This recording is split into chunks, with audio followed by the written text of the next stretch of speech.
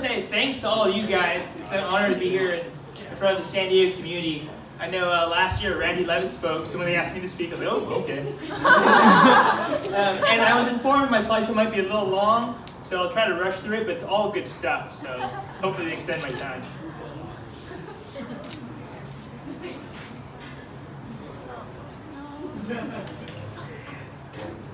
Okay, awesome. So for those who don't know me, I'm David. I've been part of the San Diego climbing community since 2014. And I'll preface this by saying that I'm not the strongest climber. I don't push the grades or even climb like 514s or 13s or even 12s. But I'm stoked.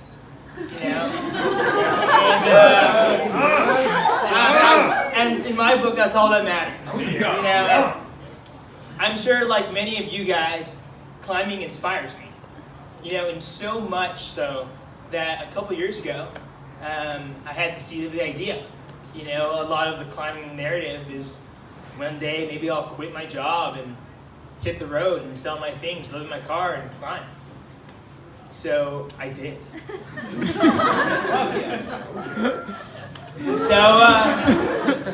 A long time coming, I saved up money for a couple years, and once I was financially ready and emotionally ready, which I think was the biggest thing, being brave and quitting the job and saying goodbye to the security for the unknown was a big thing. And I'm very grateful for the support of all of you guys and all my friends. And so this is me in OB, July 28th of this year. OB! It was the start of my journey.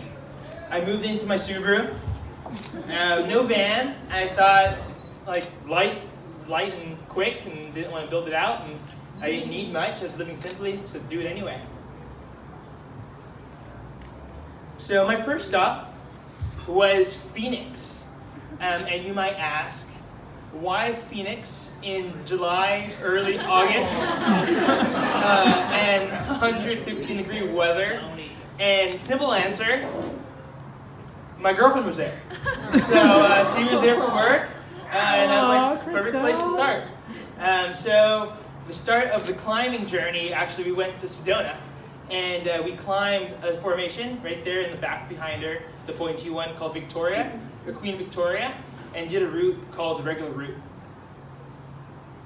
Pretty badass. It's 5'7", 3 pitches, pretty stellar. And it was just a fun day of climbing, as fun as it could be in 90-degree heat. And it was her first multi-pitch, and first time clinging gear, and first time rappelling. So it was an adventure for both of us. This is a little of the chimney section. And we topped out. So we topped out, and we got on the top, on the summit, which is probably no bigger than 2 of these round tables here.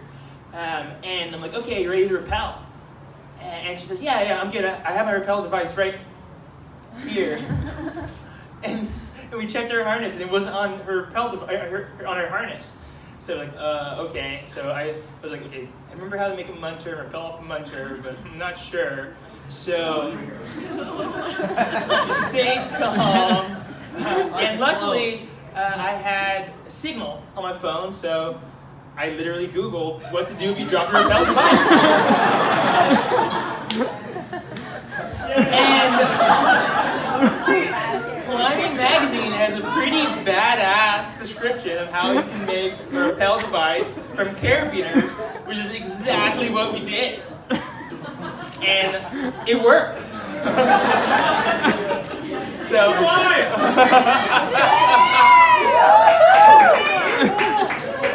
and the climb had 2 rappels.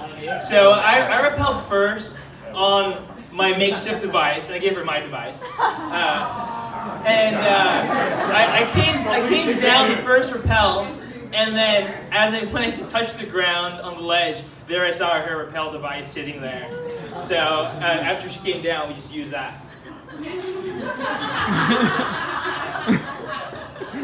And we got to the ground. Okay. So a little more about me. I'm not the best planner. it's kind of funny because when I'm very big picture, very like go with the flow, open. I lived in OB and I quit my job, to live in my car. So you really have to be flexible. And beyond going to Phoenix, I didn't really know where I was going to go, or who I was going to climb with, or like when. So, which I found out was not a smart idea. And you have to at least have a skeleton of a plan, to link up with partners, to kind of have direction, because when you know what you're going to do, when you have too many choices, it's paralyzing. It's like, oh, I don't know what to do, indecision. But so fortunately, I'm very active on Instagram, and I posted a photo of me and my girlfriend on the climb, and a buddy of mine that I met at Red Rocks just 5 months earlier messaged me, and he was like, hey man, are you still in Arizona? Like, I live in Flagstaff, are you gonna come through here? And I messaged him back, like, now I am. so I messaged him again, and I was like, hey man, like, do you recommend any campsites, or like, where can I park my car? And he's like, man, no worries. Like, I have an extra guest room. You're staying with me all weekend. We're gonna climb. I'm like, oh my gosh, that's so badass. So I went up to Flagstaff, and literally, this is the guy on the right with the beard named Eric, and it's his social media post saying that we met up for the first time since Red Rock Rendezvous in April. So we went to a place called Oak Creek Canyon, which, has anyone been there before in Flagstaff? Yeah. Cool. So it's basalt columns. It's a basalt column cliff. And it's pretty cool because you actually have to rappel in to get there. There's a trail, but it's more fun to rappel, and just a ton of moderate cracks, like a ton. So we actually worked an area called the Trinity Cracks, and it was just a 10A, 10B, 10C right there, boom, boom, boom.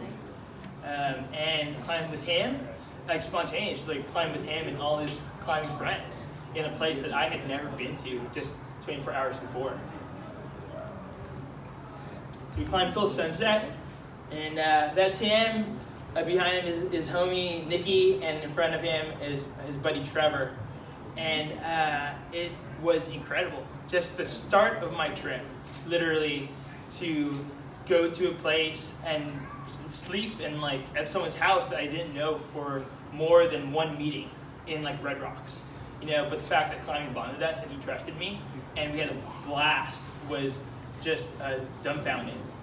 And in Flagstaff, I found myself like going to bars with him and his friends, and we ended up sitting around one night around the table eating burgers and drinking beers. And I was just telling them my story, how I like quit and left and don't really have a plan. And they said, hey, well, if you're here in town and have time, which I had ample amounts of, they said, you should you should go to the end of the world.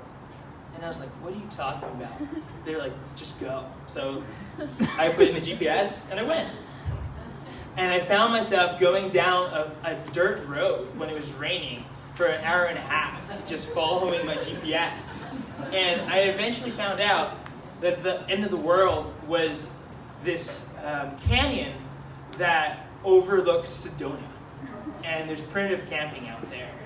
So, and because I was there on a weekday, it wasn't crowded. And it was just so cool.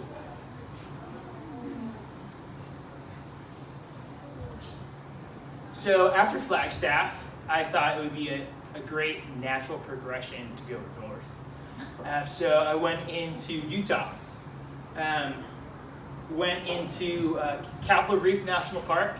And I learned one of the first lessons on the road is to not be too reliant on technology. And if anyone's driven through Utah, you'll know that there is a lot of dead spots and you don't have signal. So I ended up being at a campsite with the only other people there were two photographers, Paul and Kimberly. Paul was actually he was shooting a rodeo in Montana and was on a road trip back to California. And they had a solid map, but I didn't really think about it at the time. And I was there watching sunrises, Was there for actually to see a formation called Temple of the Moon, if anyone's seen it before, and it's incredible. I didn't climb it, but just taking a look. But anyway, so I was there, and I was like, okay, I'll just figure it out. You know, like my like instincts, you know, as a primate, like don't need maps, you know, like I'll find a sign, no worries about it. But I ended up driving for 3.5 hours around the Utah desert. I'm like, oh my gosh, like where am I going? And honestly, it was very isolating. And like, at least I had all my like food and my sleeping bag and everything I owned in my car, so I wasn't worried about starving or anything. But 3.5 hours later, I found a Toyota RAV4 full of retired French men and women who spoke broken English. So I followed them out. Next, I just kept going up. So I don't know if many of you may know Caroline Cantor and Kyle Daly. Caroline was really involved in the Access Fund here and the Allied Climbers of San Diego. And they recently just moved to Salt Lake City, actually just 2 weeks before I took off from San Diego. So I said, hey, can I stay with you guys? And they're like, yes, please come. And we had a blast. So we ended up climbing everywhere. We climbed in Big Conwood, Little Conwood, Wasatch Range. This is us. This is a climb called Schoolhouse. It's a 5/8 6-pitch. Caroline's on the off-width section, which actually leads to a pretty cool slabby traverse where I'm taking the photo from. Kyle has a different technique for off-width.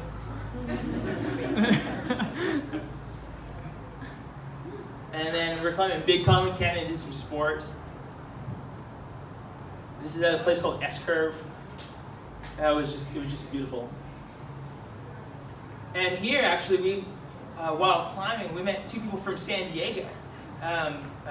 2 Mexican guys, Chacala and Mimo, who actually go back from here in Baja. I actually texted Chacala before I got here asking me if he was going to come tonight because he's a member of the San Diego American Alpine Club, but he couldn't make it out. But they actually took the photos, and it was nice to see some familiar faces in a faraway place. And new faces. Yeah, her hands are really soft.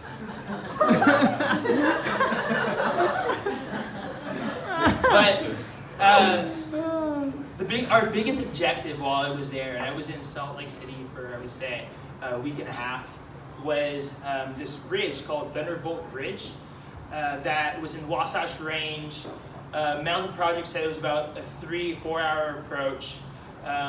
The ridge itself was pretty moderate, and it would take maybe 5-6 hours and another 4 hours back. So we decided to do an Alpine start. I'm awake. Caroline's not. we saw the sunrise, and we soon figured out that because there was no snow in the cirque, it was just talus fields and talus fields and talus fields.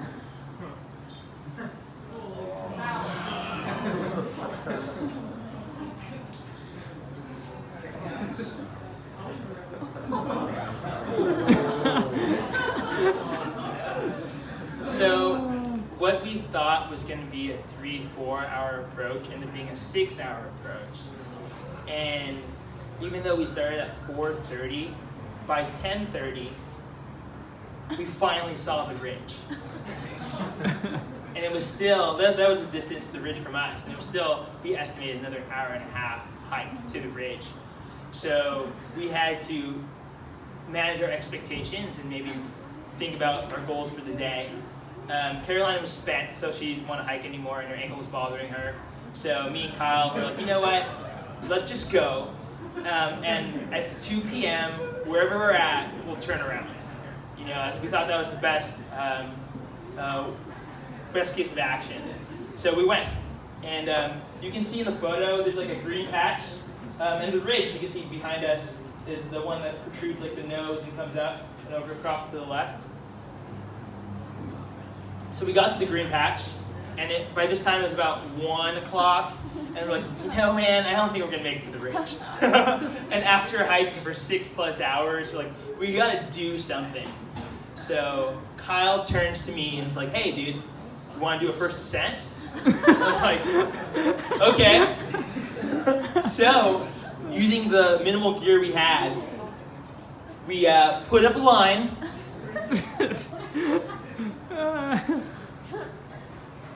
It's a 30-meter,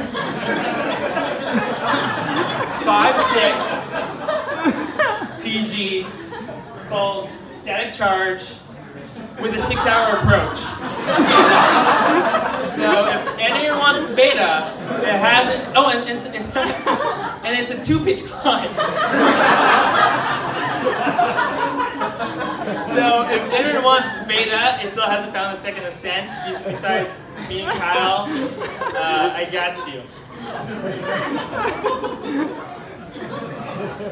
So from Utah.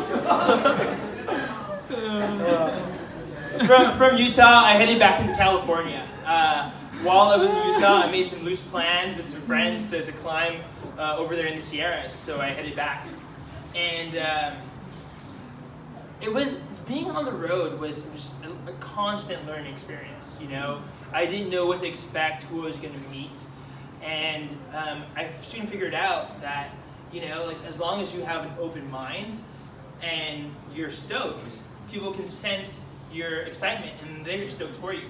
So I actually pulled over in St. George and was getting gas, and a guy waved me down, and he was like, hey, and like this random guy, and I was like, okay, and I was like, I rolled down my window, and he was like, yeah, dude. And I was like, what? He was like, yeah. He was like, yeah, California. And he saw my plates, and I'm in Utah. Like, I'm at the border of Utah and Nevada, so I'm not that far away. But he's like, yeah, California, I want to get there. And so I took a photo with him. His name was Nick, and he was working at the Costco gas station. He said he's like just gone to bouldering and like wanted to move to Denver. And I was like, you know what? Like we exchanged numbers, and he said if you're ever in town, if you ever move out there, and let's link up. So we did. Ended up staying in St. George and just finding a place to sleep, and it was rad. It was around the lake. It was one of the most scenic places I camped, right there by the water, and it was a nice surprise because I originally was just gonna go drive straight into Las Vegas, you know, figure out its climb destination. I know Red Rock's campground well, but I challenged myself to explore and try something new, and it just worked out. And now the fun stuff. Bear Creek Spire. Who here has climbed it? Woo! Rad. Okay, so because of what had happened in Utah, I was itching to actually get on some Alpine stuff. You know, I don't really count walking over Talus as much of Alpine climbing, so I had a second chance. So I linked up with Zach Aldo, who's over here, and Jameson Schultz, who right now is in Patagonia, unfortunately. We teamed up as a pair of three to tackle Bear Creek Spire, the North Rent. And we were all really motivated. One, because I was coming off not doing anything in Utah with the Thunderbolt Ridge, but both Zach and Jameson had gone to done the North Rent, but without tagging the summit. So we're all really motivated to reach the top. So me and Zach went first. We actually met at the Walmart at the Safeway parking lot in Bishop, and then decided to hike it together. Jameson couldn't get off work early, so he's like, "Hey, you know, I've done the approach before. You just guys go ahead, and I'll catch up. Just have some kind of signal for where you sleep, and then I'll find you." So for those who don't know, it's about a 3-hour hike in to Dade Lake, which sits at 12,000 feet elevation from the parking lot. So we hiked over Talus under the stars, and it was really pretty actually. And we got to base camp, found a big boulder, and ended up as a signal tying a red glow stick to one of my trekking poles. And this is Zach tying in the middle of the dark, and I think it's about 10, 11 o'clock at night right now, tying the glow stick to the trekking pole. And I took a photo of it with my iPhone. That's it. Not that great of quality. But Jameson ended up finding us. He was like, dude, awesome. He like woke us up. He was like, oh, awesome. Like I found it perfectly. And if you know Jameson, he's a good photographer. No, he's not only a great climber and engineer, but he's a great photographer. So he pulled out his like fancy camera and he took a photo of the exact same thing I took a photo of.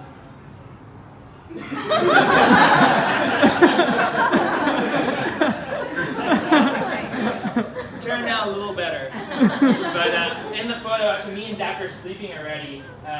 We're exhausted, and that's the Bear Creek Spire right there. And you see the prow of it. We climb up, and then we fill up water at the lake right at the base near the camping area. This is sunrise. And it was cold. So it was really, really cold. I woke up with frost on my sleeping bag. It was just sleeping bag, us, and endless stars, which was just amazing.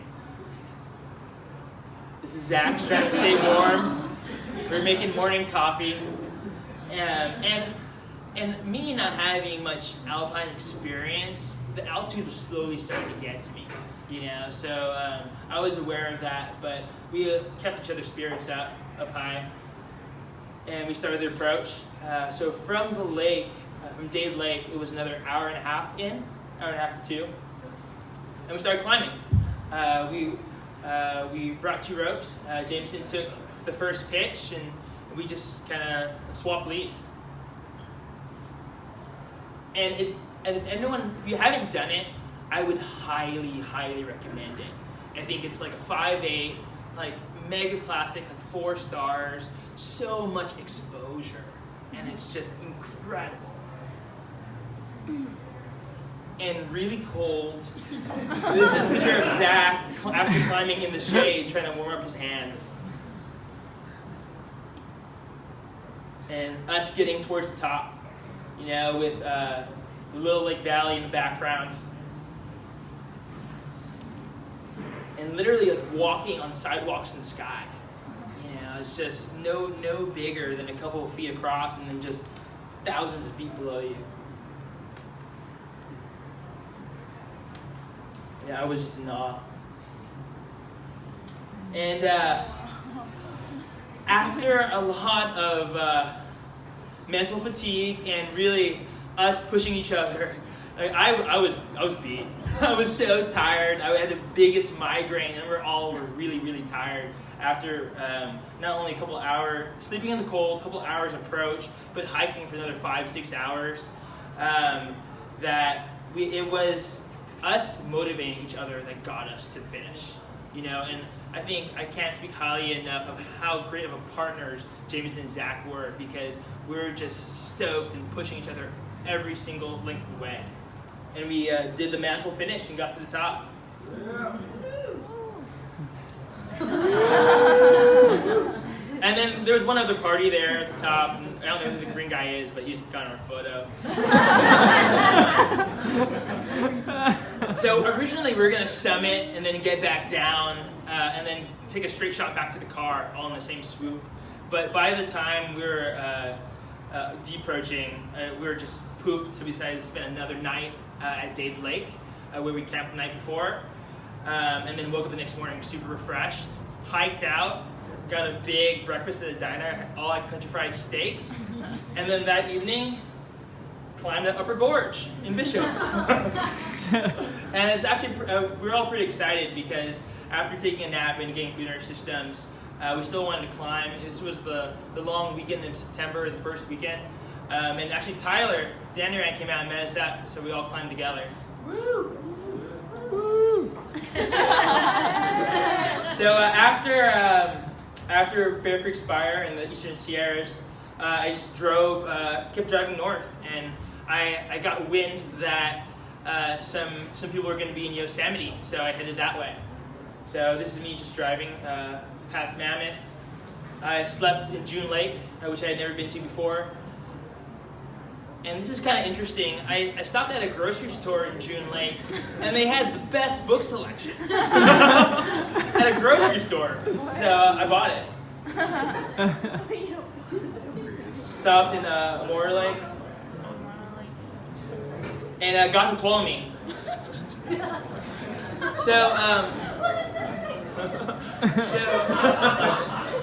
Okay, so I have 5 minutes, so I'm gonna speed through some of this stuff. But essentially, like, I didn't have any big objectives in Yosemite planned. I didn't climb the Salathé or Half Dome or any of that kind of stuff. But the reason why I went out there is because so many people from the San Diego climbing community were going to be there. And the first people I met up with was Margaret and Andrew. And then slowly I found out that Isabel was going to be there. Oh God! Which they're here. And we climbed Manganella, if anyone's done Manganella in Yosemite. And on the top of Manganella, who do we see? Tom.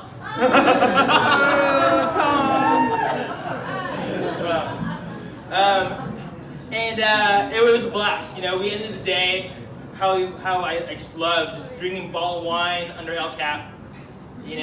Watching the climbers' lights turn on.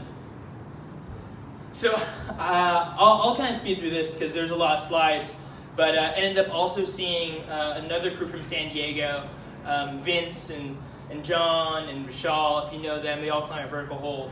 So especially being on the road for over a month now, it was so refreshing to see familiar faces. We did some bouldering they don't like to talk about. And then I went to visit my parents who live in Northern California, which is great. Then I kept going north, went to Mount Shasta area, and then Crater Lake, and then Smith Rock, which is incredible. And like I said, I was very fortunate to find climbing partners because I really didn't have a plan for Smith Rock. But while I was in Crater Lake, I got a text from another friend of mine who I met in Red Rocks 3 years ago. And he was like, hey man, I know you're on the road, where are you at right now? I was like, oh, I'm on my way to Smith. He was like, dude, I'm coming down from Washington, I'll meet you there. And this is 2 days before I was getting to Smith. So we ended up linking up together and doing some really cool stuff. We did Wherever You May Roam. And then I was there for the AAC Fest, the Kragan Classic, and met some cool faces. Met Brett Harrington, which, funny story, so I ended up taking one of her clinics just to meet her, and I asked her, I was like, hey, like any trips planned? She was like, oh, no trips planned right now, but I just came back from Alaska. And if anyone's listened to her recent podcast, she just put up a route on Devil's Paw, and this is 2 days after she just put up a route on Devil's Paw. And she was like, she was so stoked about it. She was like, hey, you want to see photos on my phone? So she was showing me photos on her phone of the recent route she just put up, which I thought was so cool. But I'll go through this. We ended up doing Monkey Face, if anyone's done that climb, and it's so epic. There's this point called Panic Point right here where you jump out of the mouth and you just look down at all the exposure. Just hundreds of feet stepping into the area exposure, and it's so cool. And it honestly had the coolest rappel down. So I kept going north and met up with a familiar face that some of you guys may know, Ben of VH fame, and we were like, should we climb in Squamish or should we climb the North Cascades? And he was like, you know what? Let's check the weather. And Squamish was raining hardcore, so we were like, okay, let's go to North Cascades. And we ended up doing a route called Flyboys. Has anyone ever heard of Flyboys? So I first read about Flyboys in Climbing Magazine, and it's 5'9", 18 pitches, 1,800 feet, and which may be the longest bolted 5'9" in the nation. And it was so epic, like really good climbing. And we took a photo at the top of each belay, holding up fingers to keep track of what time, how long we're taking for each pitch, and it was kind of fun.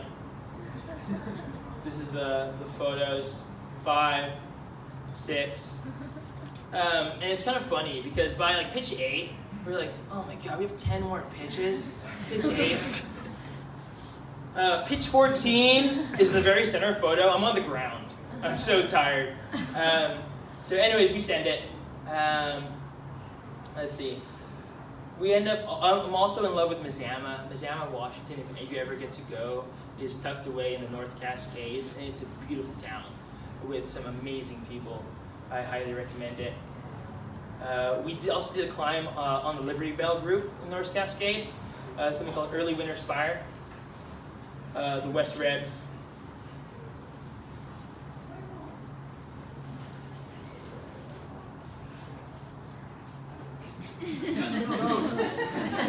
So what you missed, what I sped through is we summited, which was awesome. Saw a bunch of goats that we were scared they were going to attack us. And then we went to Index and did some aid climbing, which was cool. And then I got to Squamish. And unfortunately, Ben had to bail because he had another course with AAI. But I met some of his homies who are here tonight, who I met in Washington. So I linked up with Diana and Chelsea.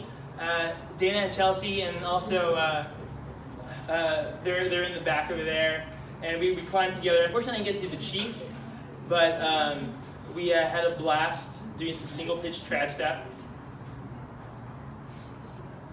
And then it rained. After a single day, it rained, and we had to back out of there.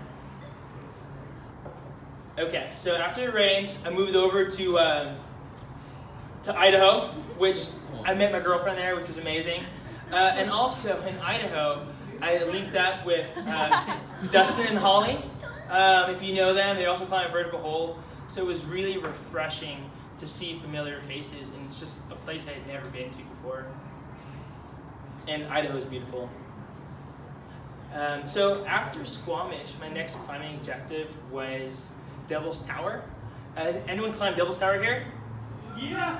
Woo! Awesome. And for me, I was like, who am I going to climb with?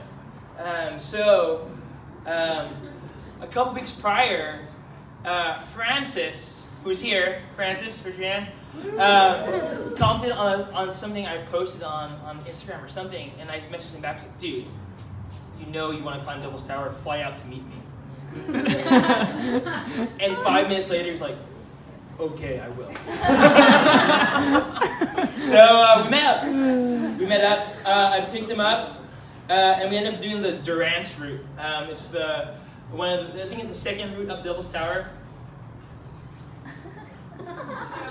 And it was just everything you can dream of. It was just so pretty. You know, the flat plains of Wyoming, and then just climbing these basalt columns up. So a highlight of the Durance route is something called the jump traverse. So essentially you have to jump between 2 of the pillars across like that, with 600 feet of exposure below you. And I actually have a video of it, if you can play it real quick.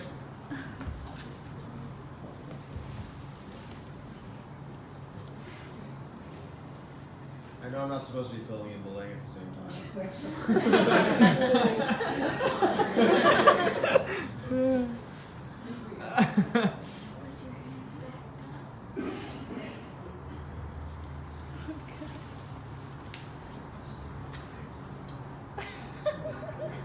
I'm fully slap at the same time. That's why.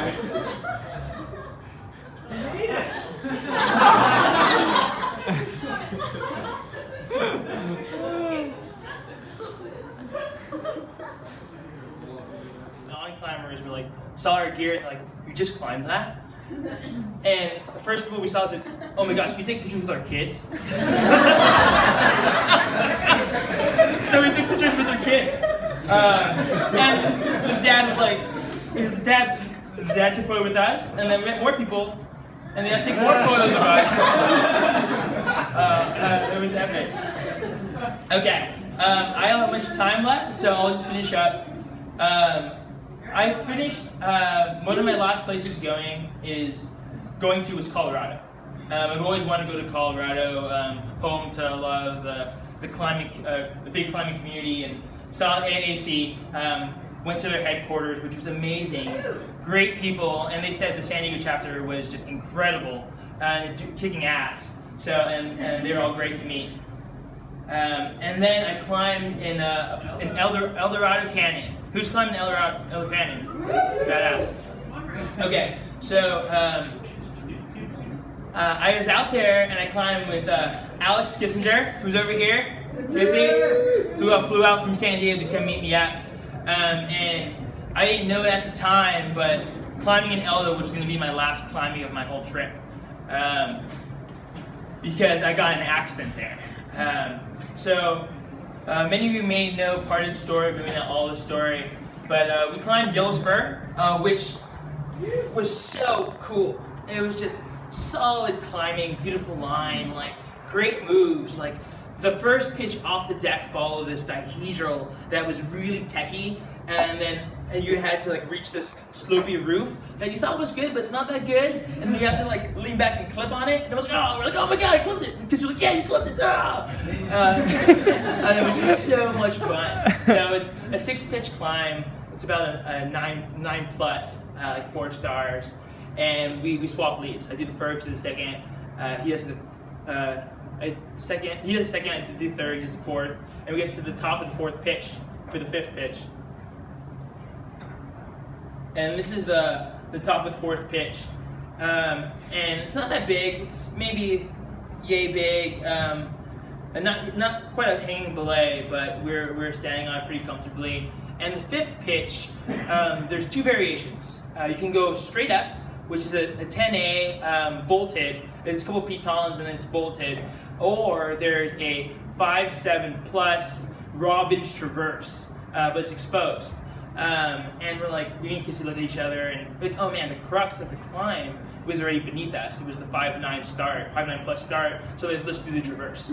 So I take the lead. I climb up about 15 feet up this arete, clip the first piton, and then move left into the exposed traverse. And the piton, I extended with a double-length sling. Also backed it up with my own Metolius ultralight #1 baby blue cam, just for safety, and double extended that too. Then moved over. And immediately, as soon as I moved over, I realized that this climbing was a lot harder than I thought a 5-7 plus should be. You know, the hands were small, the feet was decent, but to move up and left on these really like small crimps was very challenging. So I ended up making a couple moves, but then like cruxing out and knowing that my pieces are really far beneath me, but like stayed calm. And then I just kind of talked to myself, like, just finish the climb, you got this, just breathe. Like any other climb, when you like are cruxing out and you just want to stay calm and push through it, you know, push through the pain. And then I see like a knob to my top right, and I just out of static reach. So I look up, I'm like, I think I can get that, but if I fall, I trust my gear, I trust my partner, everything should be fine. So I throw for it, swipe, and then I'm in free fall. And then I blink, and then a second later, I'm next to Alex at the belay. And I don't remember what happened. Long story short, I ended up hitting the belay ledge with Alex, falling past the ledge, slamming against the wall, and being knocked unconscious. And then hanging limp, and Alex actually brought me up next. He pulled me up next to him and called search and rescue.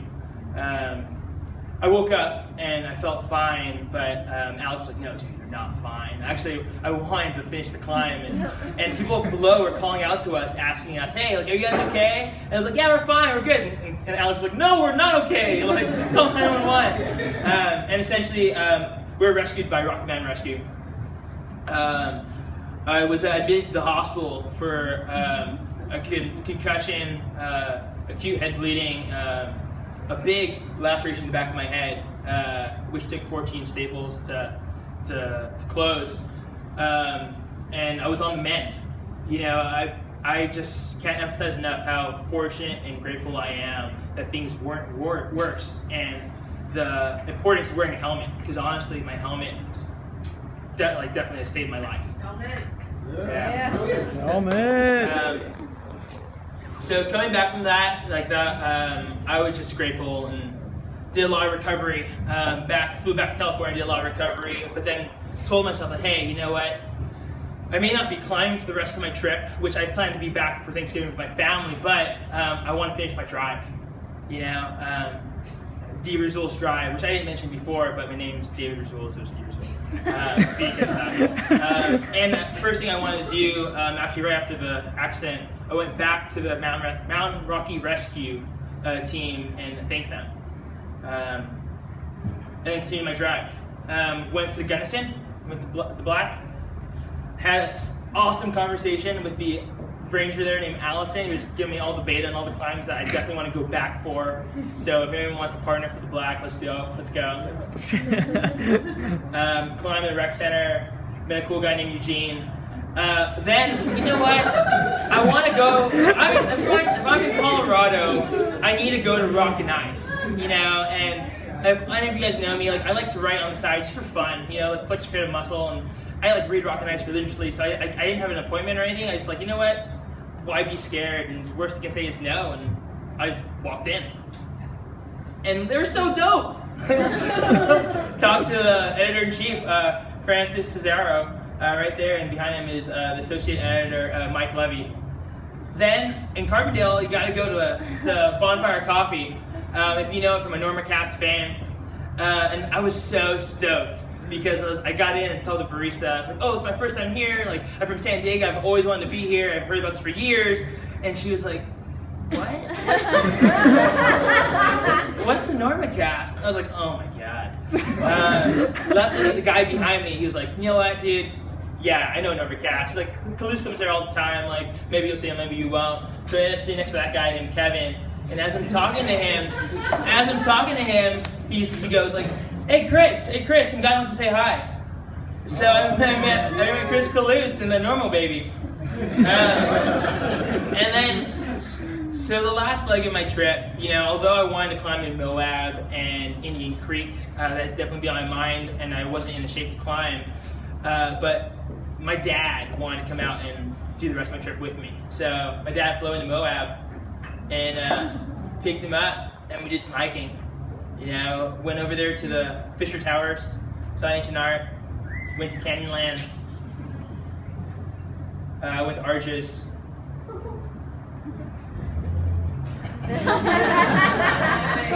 Went to Zion, and we were back for Thanksgiving. You know, so there's been a lot's happened in the span of 5 months. You know, and honestly, if I take anything away from it, you know, through all the high highs and low lows, is that none of us are ever alone. Because we have this amazing, incredible climbing community. You know, every time I felt lonely or going to a new city that I didn't know anyone or where to go, or I felt like I didn't have a home or what to do, I would go to a climbing shop or a climbing gym, and everyone, no matter where I was so welcoming. You know, and there's no other feeling like bonding over a shared passion than climbing in a place that you had never been to before. You know, and I am just so grateful to be part of this climbing community and to be able to share this stuff with all of you. And I thank you guys for your time. Appreciate it.